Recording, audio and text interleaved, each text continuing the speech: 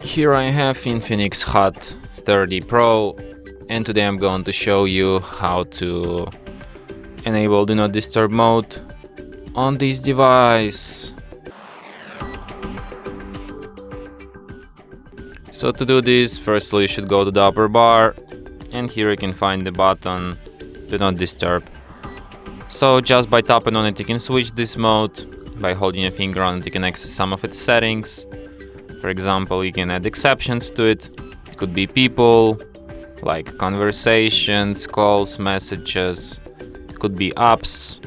It could be alarms and other interruptions. It could be, you can set up a schedule for this mode. You can change its default duration. And you can also hide notifications, like you can only disable sound from notifications, or you can disable visuals or sound. Or you can customize what you want to disable and what you want to leave on.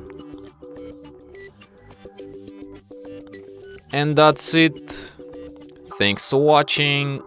If you find this tutorial useful, don't forget to hit that like button and subscribe to our channel.